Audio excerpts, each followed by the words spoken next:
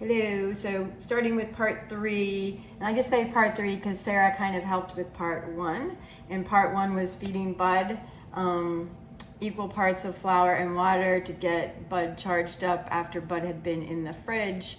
And also we started at the same time with 1,000 grams of flour and 754 grams of water, giving us a 75% hydration.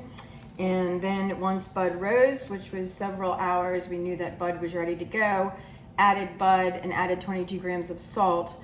And then Sarah worked on the pinching and pulling and mixing 154 grams of the starter and 22 grams of the salt, pinching and kind of pulling and mixing. And then every half an hour for 30 minutes, every 30 minutes, we stretch and fold. And Sarah did part of that. And then I finished up, I did 4 of those, so every half an hour. And then part 2 was what I showed last night, kind of dumping it out and forming that roll and then proofing it. It spent the night in the fridge and it went to bed around 11 o'clock and I just got it out now and it's about 1 o'clock. I have had my oven on for 50 and the pans are in there. They've been in there for about an hour, actually a little over, I kind of forgot.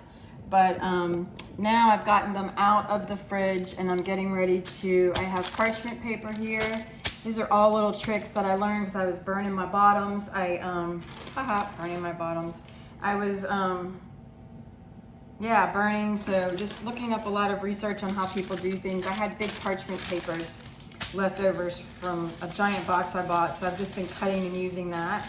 But I put olive oil on here the best that I can, spread it all over, and that has really helped things not stick once we put them in the pan and they cook for a long time.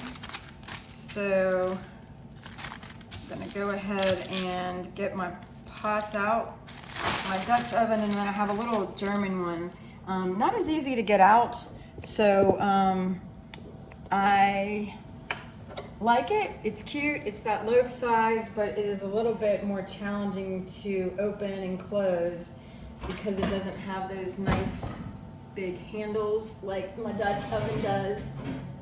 These are a little pricey, but I found this one at a yard sale in some other state.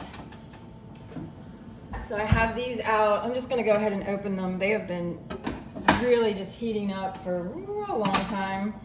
I'm almost embarrassed to say I forgot what I did. And I'm gonna come back over here to the bread and I'm gonna put my loaves out. So I have one loaf that has a little bit of,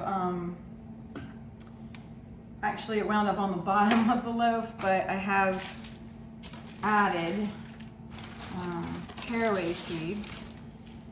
And you can see it's got a nice rise to it. And I'm going to, I got my scorer somewhere.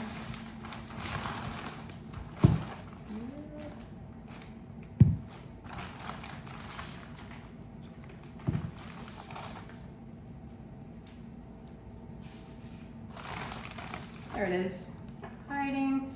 I have some rice flour here, but I probably won't use that, but maybe I will for a demo. I don't use that as much. I'm okay with not having super fancy bread, but that rice flour is gonna leave that color on there. So you see some breads that have the white, and you can see my caraway is all gonna be on the bottom, but that's okay. It's kind of pretty like that. And then I'm just gonna do, this is kind of like the Poulon X, but I'm just gonna do that. And then I'm not gonna spray it with water because I just put the flour on there, but you'll kind of see what the flour does. I didn't put a lot on it. Again, that's rice flour. And then I'm going to, you can see how mine just sinks a little bit already. And I think some people actually put it in the freezer to prevent that. And so I'm gonna pop it right there in the pot. And I'm gonna go ahead and cover it, and then I'm gonna do the next one just because we have a little bit of a time crunch. Just like to get it going. And shut that up. Then I'll do the next one, and I'm just gonna score the next one, and then I'm gonna add like some water, squirt some water on it. It kind of helps the top blister a little bit. So, oops. these loaves, I like to make like a basket pattern. So kind of crisscross applesauce. And then if you want, you can make like a little leaf or whatever.